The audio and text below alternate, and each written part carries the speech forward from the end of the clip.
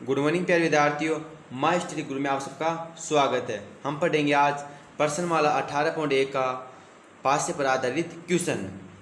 प्रायिकता का 500 पर आधारित प्रश्न। 500 पर आधारित कितने भी क्वेश्चन है आगे प्रश्नमाला 18 में, वो सभी क्वेश्चन आज हम इस वीडियो में करेंगे।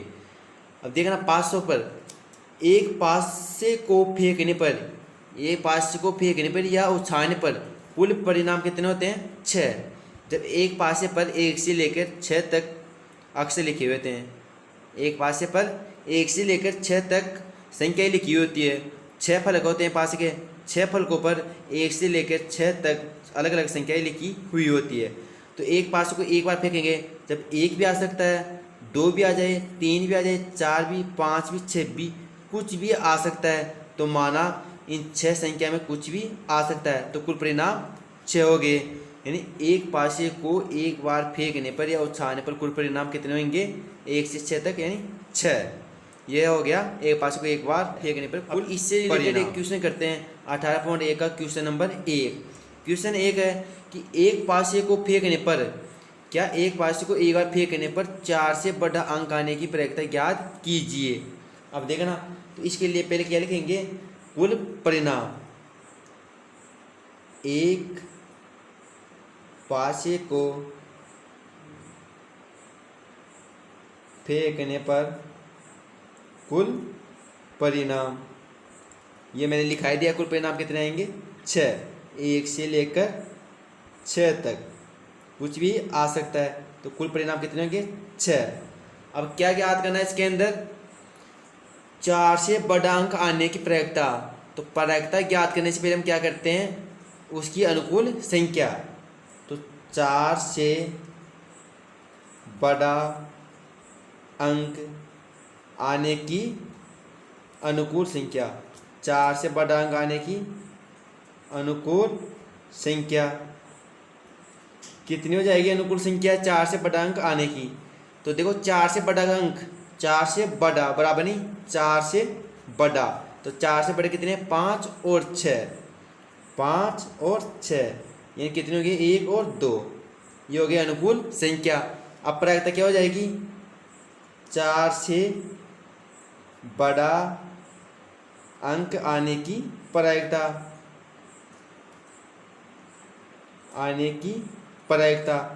अनुकूल संख्या।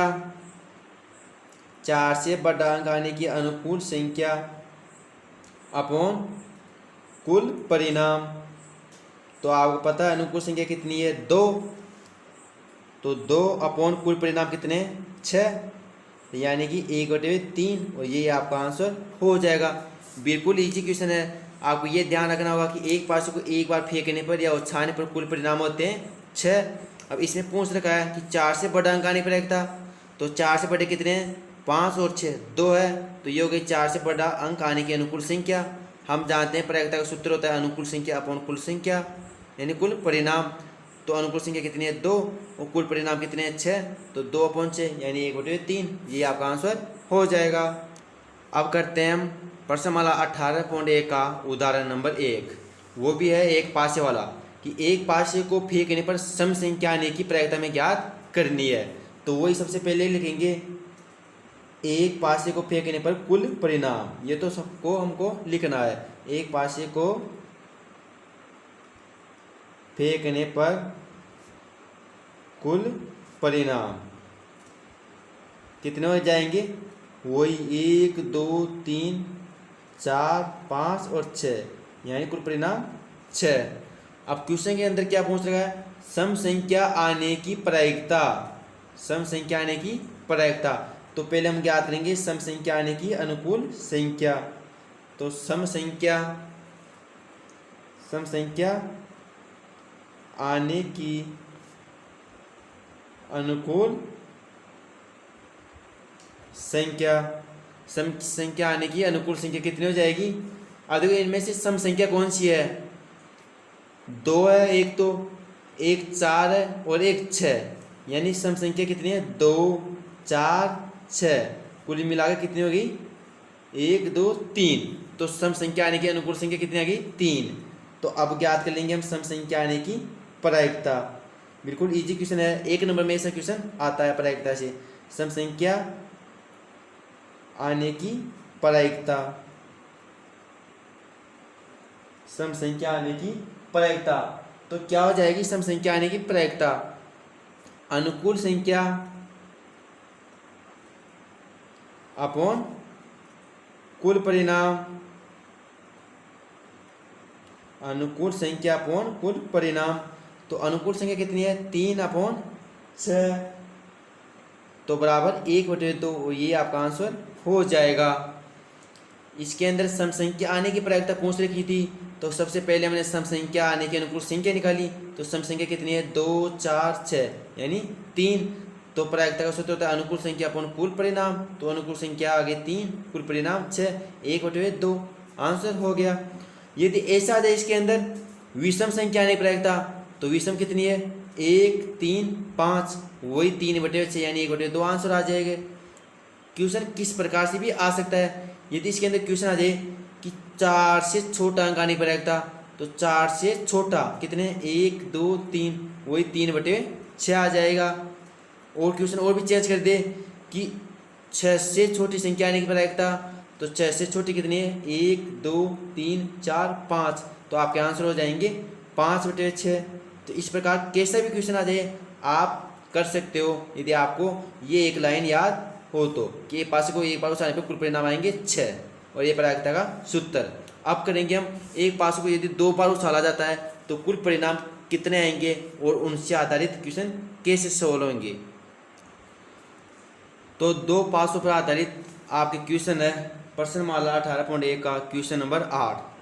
क्वेश्चन 8 है, एक पासे को 2 बार उछाला जाता है, एक पासे को 2 बार उछाला जाता है या 2 बार फेंका जाता है, तो इसकी क्या प्रायिकता है कि वह संख्याओं का योग 9 है या 13 है। अब सबसे पहले क्या करेंगे, एक पासे को 2 बार उछालने पर कुल परिणाम कितने आएंगे। एक पासे को 2 बार उछालने पर कुल परिणाम, ये आपको ध्यान रखना बहुत ही जरूरी है। अब आपको पता है एक पासे को एक बार उछाला जाता है जब कितना आता है? 1, 2, 3, 4, 5 और 6। यहाँ पर उछाल रहे हैं 2 बार, तो एक बार और उछाल दो, 1, 2, 3, 4, 5 और 6, यानी कि एक पासे को 2 बार उछालने पर, एक बार उछालने पर आता है 1 से 6 तक, 6 संख्या है, और फिर एक बार उछाल रहे हैं 2 बार उछालें तो 1 से 6 तक, यानी इसको इससे गुणा करना है, तो कुल परिणाम आ जाएंगे आपके पास। अब देखना, ये 1 इन 6 से गुणा होगा, यानी ये 1 पहले इस 1 से गुणा होगा, फिर ये 1 इस 2 से गुणा होगा, यानी ये 1 इन 6 से गुणा होगा, फिर ये 2 इन 6 से गुणा होगा। इस प्रकार कुल संख्या कितनी हो जाएगी? 1 6 से गुणा हो रहा है, तो ये 6 से गुणा होंगे तो कितने हो जाएंगे? 36।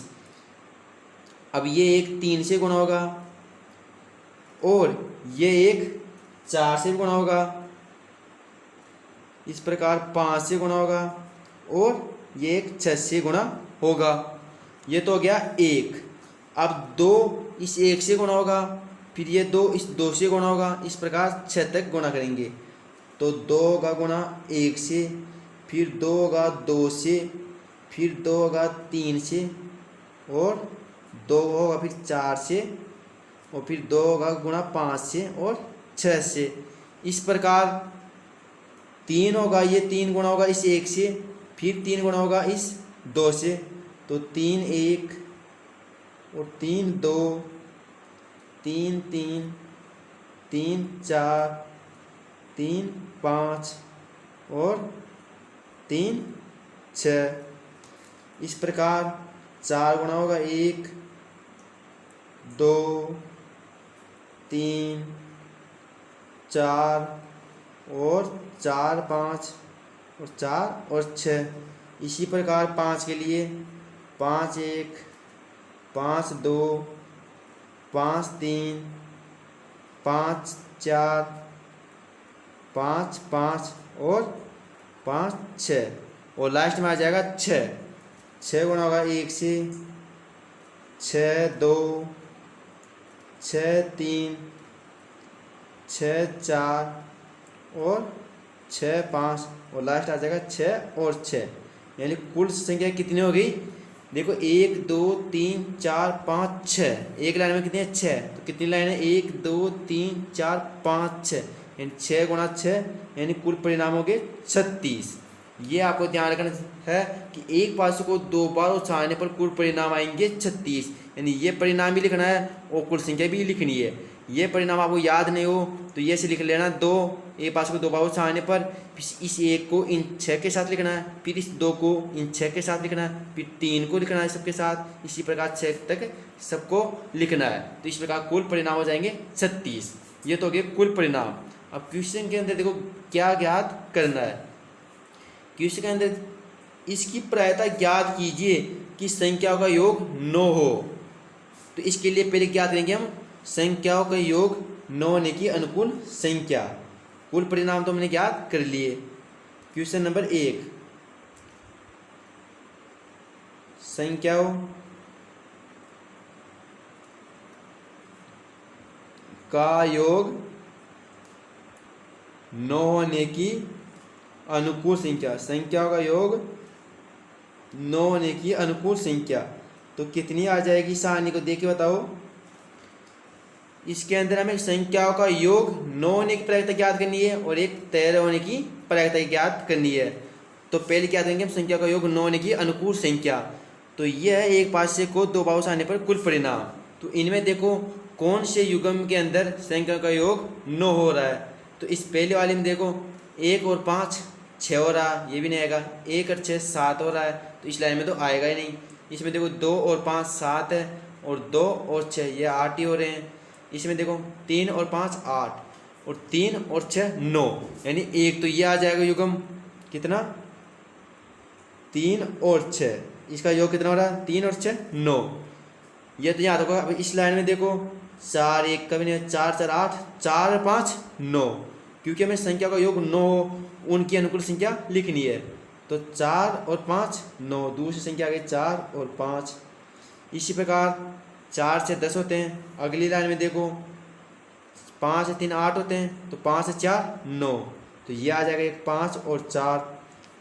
इसी प्रकार देखो 5 से 6 तो 11 होते हैं। इस लाइन में देखते हैं 6 3 9, 6 और 3 9 और 6 4 10 होते हैं, ये तो ज़्यादा आएंगे। तो कितनी संख्या हो जाएगी कुल? 1 2 3 4, तो 4। तो अनुकूल संख्या कितनी आ गई? 4। तो प्रायिकता कितनी हो जाएगी? संख्या का योग 9, यहाँ पे लिख देना संख्याओं का योग 9 होने की प्रायिकता। संख्या का योग 9 होने की प्रायिकता क्या आ जाएगी? अनुकूल संख्या अपॉन कुल परिणाम। तो अनुकूल संख्या कितनी है? 4 अपॉन कुल परिणाम कितने? 36। तो 4 का भाग देंगे तो कितना आ जाएगा? 1/9, और यही आपका आंसर हो जाएगा। 1/9, और यही आपका आंसर हो जाएगा। अब इसका अगला क्वेश्चन है क्वेश्चन नंबर 2 कि संख्या का योग 13 होने की प्रायिकता ज्ञात करनी है। तो इसके लिए हम सबसे पहले क्या करेंगे? संख्या का योग 13 होने की अनुकूल संख्या। तो फिर अनुकूल संख्या देखेंगे, संख्या का योग 13 हो, इसकी अनुकूल संख्या देखेंगे हम।